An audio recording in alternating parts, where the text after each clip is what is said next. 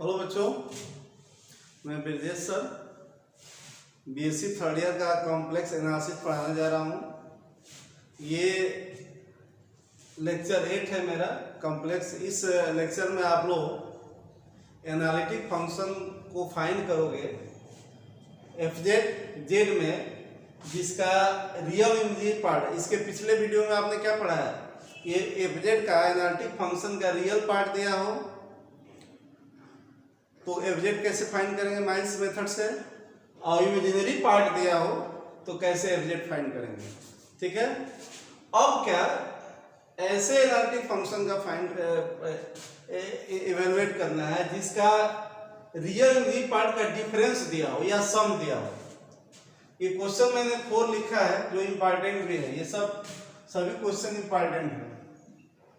ये 5 मार्क्स का आता है आपके एग्जाम में। ठीक है, तो यहाँ पर दिया है, देखिए एफ जेड का रियल पार्ट यू है, इमेजिनरी पार्ट भी है, तो दोनों का डिफरेंस दिया है। मतलब दोनों में से कोई नहीं दिया है। क्या दिया है? दोनों का डिफरेंस दिया है।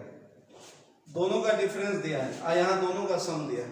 तो थोड़ा सा एक स्टेप और बढ़ जाएगा। काम वही करना है जिसमें आप जैसे क्या करते थे, रियल पार्ट दिया रहता था तो एफ जेड फाइंड करते थे ना डायरेक्ट जेड में, वैसे ही होगा। जब इमेज दोनों का रियल इमेजिनरी पार्ट का दोनों का डिफरेंस दिया रहेगा तो कैसे फाइंड करेंगे, एक स्टेप और बढ़ जाएगा। और कोई बात नहीं, पार्शियल डेरिवेटिव आपको आता है।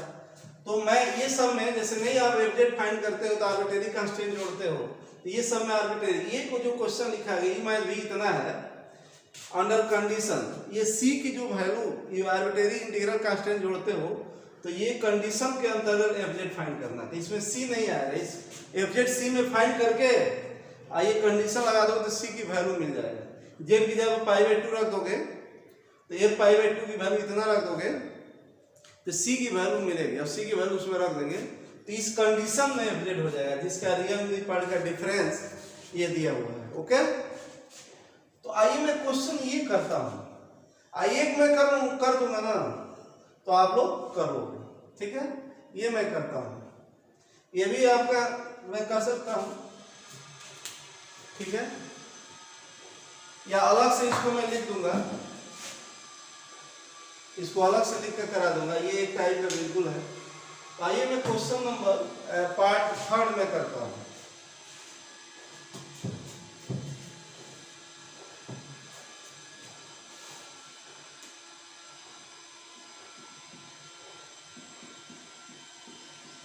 थर्ड पार्ट, ये तो एफ जेड है, ये एनालिटिक फंक्शन है।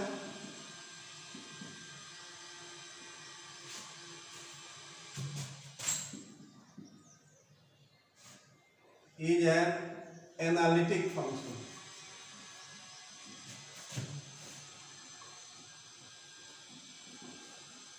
ओके, अब एक काम आपको करना पड़ेगा। देखिए ना यू दिया है, ना रियल पार्ट दिया है, ना इमेजिनरी पार्ट दिया है, दोनों का डिफरेंस दिया है। ओके, और कितना है आप लोग बोर्ड पर देख रहे हो। तो इसमें क्या करना है, एक काम अलग से आई बटा से मल्टीप्लाई कर देना बोथ साइड, कोई डिफरेंस नहीं होगा, कोई अंतर नहीं होगा। आई बटा से मल्टीप्लाई कर देना, इसको ऐड कर देना। क्या कर देना? ऐड कर देना। ऑन एडिंग यही 2 स्टेप बढ़ जाएगा, ये और ये एक्स्ट्रा काम है। ऑन एडिंग वी गेट क्या है, ये ऐड करेंगे तो 1 प्लस आई बटा एफ जेड। हाँ, ध्यान रखिए कि आपको एफ जेड फाइंड करना है। इसको ऐड करेंगे तो रियल पार्ट में ऐड होगा तो यू माइनस वी, ये होगा आई बटा कॉमन यू प्लस वी। अब देखो आपको पता है कि एफ जेड का एक फंक्शन है, इसमें 1 प्लस आई बटा से मल्टीप्लाई हो गया है तो ये कोई अदर जेड का फंक्शन हो जाएगा। आपको पता है ना कि जैसे रियल फंक्शन एक्स का, तो उसमें एक्स उस फंक्शन में किसी रियल नंबर से मल्टीप्लाई कर देंगे तो एक अदर रियल फंक्शन हो जाएगा। तो ये एफ जेड का फंक्शन है, 1 प्लस आई बटा से मल्टीप्लाई कर देंगे तो इसको अदर जेड का फंक्शन, इसको लेट कर देंगे। अब यू माइनस वी आपको फाइंड है, यू माइनस वी को कुछ मान लो अपने सुविधा के। यू माइनस वी आपको गिवन है, यू माइनस वी को कैपिटल यू मान लेना। और तब u प्लस v को कैपिटल v, मतलब इस कैपिटल एफजेड पहले फाइंड होगा। यहाँ लिखना पड़ेगा किसको कैपिटल एफजेड फाइंड माने हो, 1 प्लस आई बटा FZ equal to capital FZ, where ये कंडीशन मैं यहाँ लिख कर दे रहा हूँ, बाद में काम करेगा।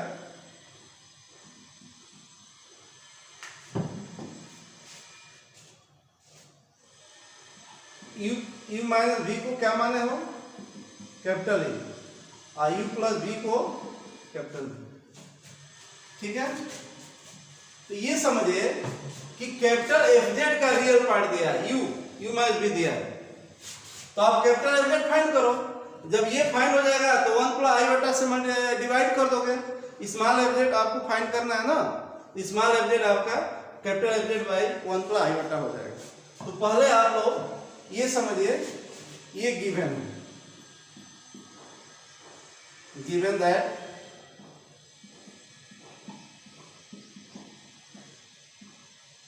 कैपिटल यू दिया, मतलब कैपिटल एफजेड का रियल पार्ट दिया है। एक चीज जान लीजिए, कोई फंक्शन एनालिटिक है तो उसमें किसी भी कॉम्प्लेक्स नंबर से मल्टीप्लाई करेंगे ना तो एनालिटिक रहेगा।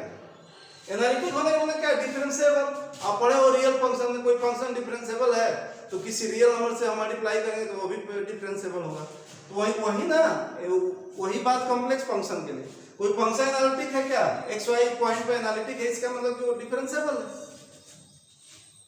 ओके, तो एफजेड एनालिटिक है, स्मॉल एफजेड, तो के इनटू के कोई कॉम्प्लेक्स नंबर भी एनालिटिक होगा। तो मतलब capital FZ small FZ analytic है तो 1 प्लस आई बटा एफजेड भी एनालिटिक हो, वो कैपिटल एफजेड। तो नो डाउट ये कैपिटल एफजेड एनालिटिक है जिसका रियल पार्ट दिया हुआ है। और वही काम वही दोहराइए, इसका पार्शियल डेरिवेटिव करिए, उसको एक्स वाई का फंक्शन है। हाँ, एक काम और कर लीजिए, इसको आप कॉस साइन में बदल लेंगे तो आपको सुविधाजनक रहेगा। कॉस साइन में बदल लेंगे तो 2 cos x, क्या इसको क्या लिखेंगे, जैसा कि आप जानते हो exponential theta minus plus exponential minus theta क्या होता है, क्या होता है,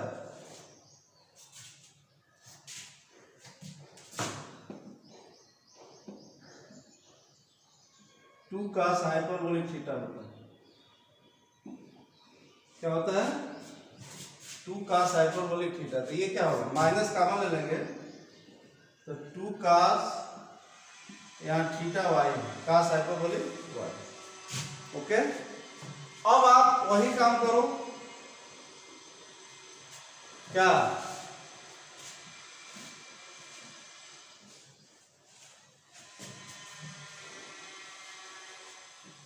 कैपिटल एफजेड वाले फाइंड करो जिसका रियल पार्ट आपको गिवन है,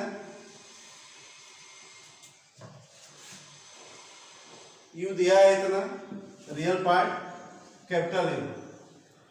बच्चों I1 XY वही माइंस मेथड में जो का वर्क है, जिसकी जरूरत है,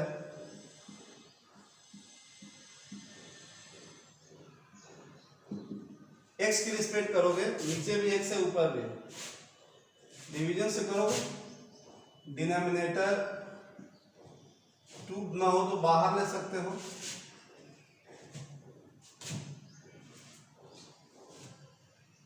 वन बाई 2 बाहर ले लो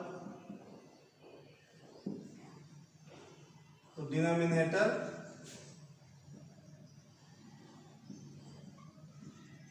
ओके इंटू न्यूमरेटर का,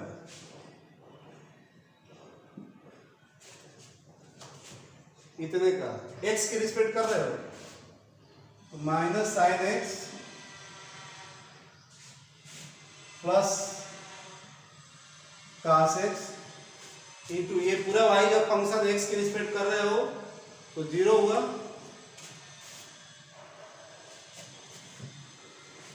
माइनस न्यूमरेटर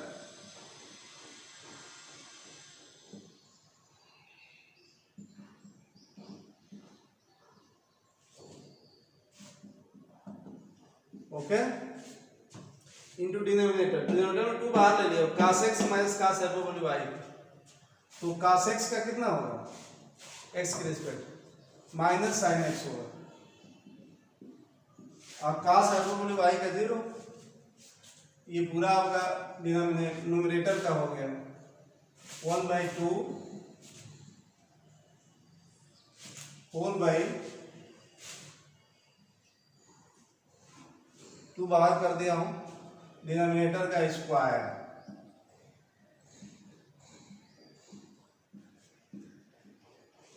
ओके। अब सॉरी यार,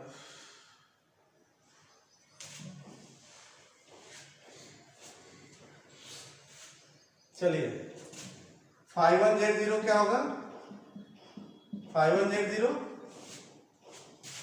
x को z y को 0, तो मन में कर लो cos z, इसमें कैलकुलेशन थोड़ा सा है, x को z इसमें रखना है, y को 0, तो cos हाइपरबोलिक 0 1 होती है, तो cos z minus 1 multiply by ये क्या होगा minus sin z plus cos z minus ये क्या हो जाएगा cos x cos z plus sin z minus exponential 0 e to the power 0 1 हो गया, और यहाँ पर क्या होगा माइनस माइनस प्लस कर दो तो ये प्लस हो गया, और ये sin z whole by 2 cos z, cos hyperbolic 0 1, इसको आप स्मॉलेस्ट करो, छोटा सा छोटा बनाओ, क्योंकि इंटीग्रल भी करना है।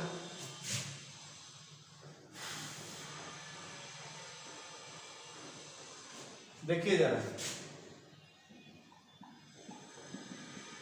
इसमें देखो cos z माइनस 1 है, cos z माइनस 1 कर दो और ये sin स्क्वायर z कर दो, उसको भी आप बदल लो, तो यहाँ पे आप लोग यहाँ cos z माइनस 1 है, ये कैंसिल होगा, cos z minus sin z, यहाँ पे आप लोग ये कर लो cos z माइनस 1 एक में और इंटू sin z, और प्लस sin स्क्वायर z, छोटा करो, ये 9th का मैथमेटिक्स है, 2 का z माइनस 1 का स्क्वायर, जरा ध्यान दो अभी छोटा नहीं हुआ है,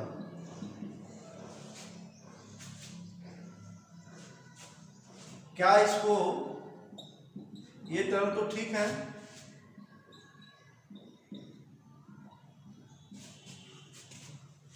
ये भी टर्म ठीक है, सॉरी sin z,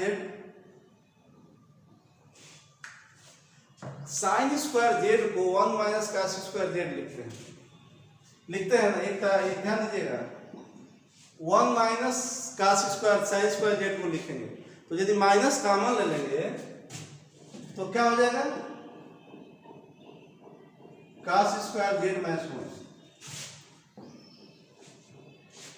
तो 2 इंटू cos z माइनस 1 का स्क्वायर, देखते रहिएगा आप लोग,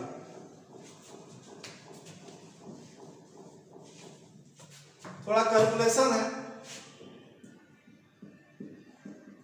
51z0 कितना हो जाएगा, अच्छी बताओ cos z minus 1 cos z minus 1, इसमें भी cos z माइनस 1 है ना, कॉमन हो गया तो cos z प्लस 1 बचेगा, तो ये भी यहाँ कैंसिल हो जाएगा, तो ये क्या मिलेगा cos z minus sin z, ये कॉमन हो गया है, यहाँ पर क्या मिलेगा प्लस sin z, भाई cos z माइनस 1 कॉमन हो गए तो यहाँ पर क्या मिलेगा cos z प्लस 1 मिलेगा, तो यहाँ माइनस cos z माइनस 1 हो जाएगा, आप समझ रहे हो, या ऐसे लिख सकते हो,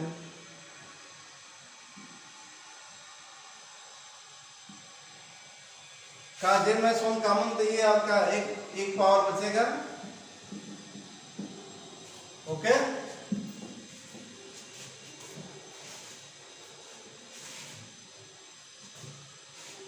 कुछ कुछ टर्म कैंसिल हो रहा है, जितना स्मॉलेस्ट हो सके। ये कास जेड और ये माइनस कास जेड गायब हो रहा है, माइनस साइन जेड ये -1/2।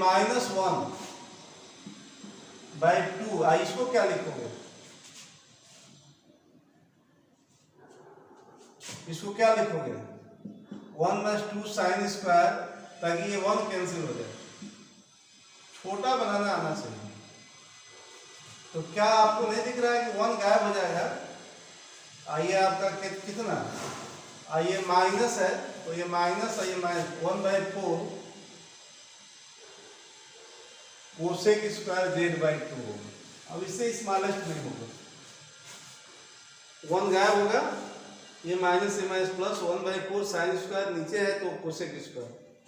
अब एक अभी और काम है ना, और u माइनस v कितना दिया था, अब देखना पड़ेगा। नाउ इसको φ2 मान लेंगे। u का रियल पार्ट, कैपिटल एफ का रियल पार्ट का y के रिस्पेक्ट डेरिवेटिव। थोड़ा इसमें देखिए, मैं लिखा था मिटा दिया हूं, u माइनस v जो दिया था, देखना पड़ेगा मुझे।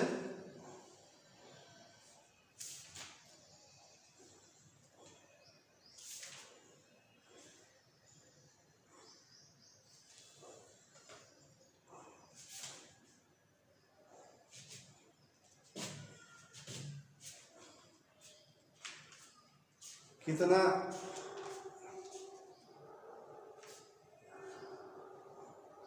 एक टाइप के क्वेश्चन एक जगह में इकट्ठा कर रहा हूं, सब इस बुक में इधर उधर है। ओके, मेरा ऑफलाइन में भी एक टाइप के क्वेश्चन एक जगह इकट्ठा मैं कर देता हूं, तो वही खोजने में टाइम लग रहा है।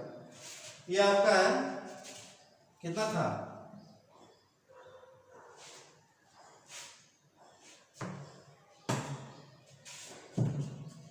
ये तो आप नोट कर लिए हो।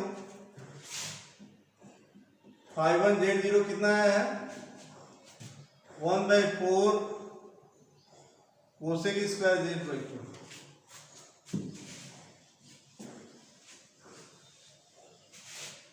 देखिए कैपिटल U आपका है u माइनस v, जो आप लोग बना दिए हो cos x sin x minus exponential minus y, 2 common लेकर के बना दिए हो cos x minus cos hyperbolic y। ये था।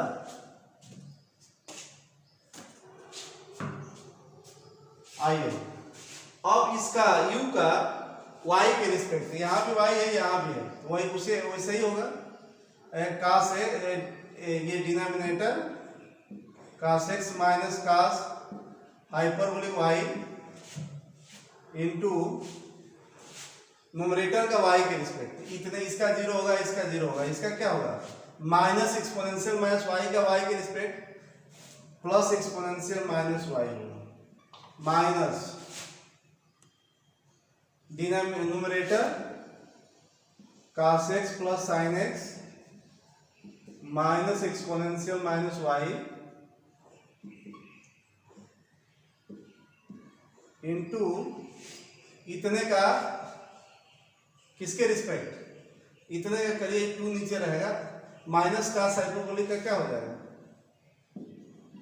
Minus sine hyperbolic y whole by denominator का स्क्वायर। 2 तो कांस्टेंट है, cos x minus cos hyperbolic का स्क्वायर। अब इसको छोटा करने से पहले आप लोग φ2z0 निकालो, तब छोटा करो।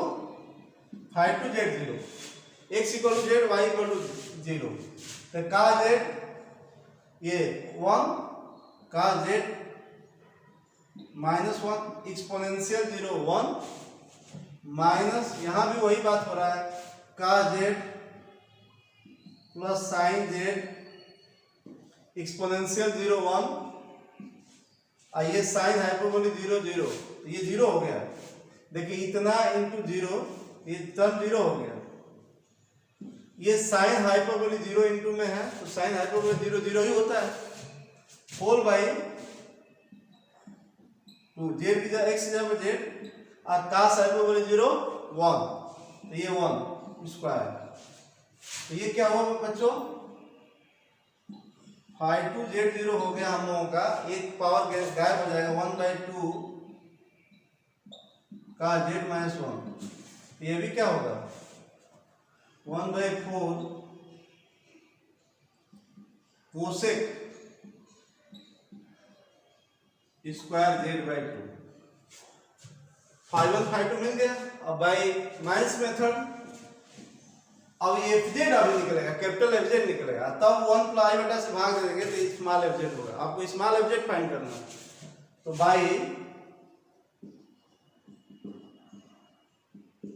Minus method capital F Z कितना हो जाएगा, integral of I1 Z0 minus I बटा five two Z0 dz plus arbitrary integral constant. और फाइव 1 फाइव 2 क्या है लिख करके इंटीग्रल करो, कैपिटल एफ जेड मिलेगा। फाइव 1 Z0 कितना है 1/4 cosec square z/2 minus I बटा 1/4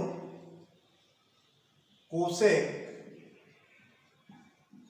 square z/2 multiply dz plus C integral very easy 1/4 ये कोसेक स्क्वायर z/2 कॉमन लो, आइए 1 माइनस आई बटा, तो 1 माइनस आई बटा कांस्टेंट है ना, तो इंटीग्रल साइन से बाहर हो जाएगा, क्या बचेगा cosec square z/,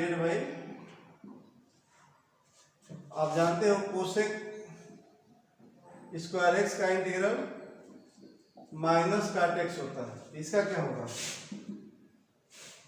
capital F Z. अब यहीं पर आप स्मॉल एफ जेड लिख सकते हो, 1 प्लस आई बटा था ना स्मॉल एफ जेड, आपको स्मॉल ही एफ जेड निकालना है, स्मॉल एफ जेड अब इससे भाग दें स्मॉल एफ जेड हो जाएगा। तो 1 माइनस आई बटा बाई 4 क्या होगा माइनस काट z/2 आई इंटू z/2 इंटू 2 ना, ये आपका अब प्लस एक आर्बिट्रेरी कांस्टेंट। तो बच्चों एफ जेड हो जाएगा ये -2 ये 4 क्या हो जाएगा 2 1 प्लस आई बटा cot z/2 plus C by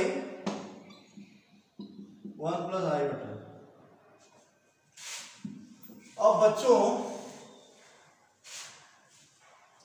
एक काम कर लेते हैं, इसको एक कॉम्प्लेक्स बना लो या सी की वैल्यू करिए तो अभी निकाल दें। सी की वैल्यू निकालने के लिए यदि सी की कंडीशन नहीं दिया होता तो यही हो गया। अब इसको ऐसे लिख सकते हैं, इसको आप लोग इसके कॉन्जुगेट से मल्टीप्लाई कर दो,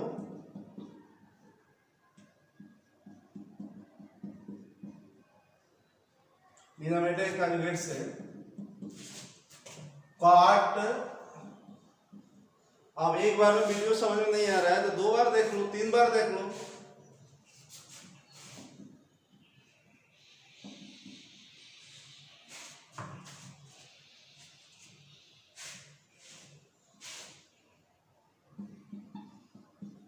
देखो इसको मल्टीप्लाई करेंगे, होल स्क्वायर करोगे तो आप ऐसे मौखिक करो 1 स्क्वायर प्लस आई बटा स्क्वायर कैंसिल 2 आई बटा -2 आई बटा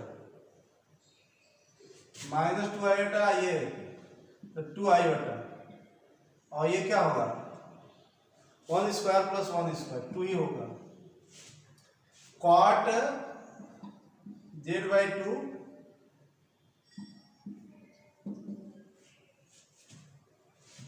इसको भी आप इसको रहने दो ऐसा है न्यूमरेटर में क्या मिलेगा।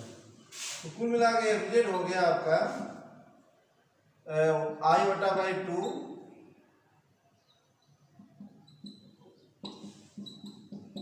देखो बच्चों, यदि कंडीशन नहीं दिया रहता तो यही एनालिटिक फंक्शन हो गया एफजेड, बट एक एक्स्ट्रा चीज इसमें दिया है a π/2 3 - I/2 दिया है। यहाँ दोनों ओर जेड एफजेड की वैल्यू z = π/2 पर दिया है, z = π/2 रखो, a π/2 I/2 cot π/4 plus c। a π/2 की वैल्यू क्या है गिवन, क्यों π/2 रखो, क्योंकि a π/2 ही दिया है, a π/2 दिया है 3 - I/2, यहाँ रख दो, इसको आप लोग 1 मान लो, क्योंकि c की वैल्यू निकाल कर उसी में रखना है। 3 - I/2 = कितना, ये रखेंगे cot π/4 1 हुआ तो I/2 प्लस c, यहां से c निकालो, c निकालोगे c = कितना हो जाएगा 1 + I/3 - I/2 माइनस I/2। देख लीजिए c इतना ही होगा, c - I/2 ये कितना हो गया c - 2 I/2। इसको मल्टीप्लाई कर दो 1, अब -2 I/2 प्लस 2 हो जाएगा, तो 3 और 2 5 plus 3 I/2 - 2 I/2 plus I/2 c की जगह पर होगी। अब ये c की वैल्यू वहां रख देंगे, हो सकता है कहीं मिस्टेक हो गया होगा तो गलती भी हो सकता है। पुटिंग दिस इन 1, तो रिक्वायर्ड एनालिटिक फंक्शन क्या हो जाएगा I/2 काट z/2 c की जगह पर इतना रख दोगे 1/2 5 प्लस I/1 प्लस I/2। ये एफजेड हुआ अंडर गिवन कंडीशन, यहाँ c की वैल्यू निकालना पड़ा। ओके, तो बच्चों कैसे जब एक एनालिटिक फंक्शन के रियल पार्ट इमेजिनरी पार्ट का डिफरेंस दिया तो थोड़ा सा बड़ा, ये इसमें कैलकुलेशन था इसलिए बड़ा हो गया, काम तो वही करना है। ठीक है, आज के लिए इतना ही काफी। आप पीछे का वीडियो रिवाइज करते रहो, धीरे धीरे पढ़ो। अभी तो आप लोगों का मेन सत्र जो है अक्टूबर से ही चलेगा, आपका एग्जाम कहीं जाकर के मई जून में होगा, तो आप लोग घबराए नहीं, कोर्स में भी कुछ कमी होगी, कटौती होगी। तो आप लोग वीडियो को देखते रहो, शेयर करते रहो। कुछ बेसिक चीज़ें मैं रिलेशन फंक्शन से रिलेटेड में डालता रहूँगा, उसको देखते रहिएगा। एयरफोर्स के बच्चे हो या 11-12 के बच्चे हो, तो जो 11-12 में जो मेन टॉपिक है, जो गुड़ चीज़ें हैं, उसको मैं डालता रहूँगा। आप लोग पढ़ते रहिएगा, ध्यान दीजिएगा। Okay, thank you.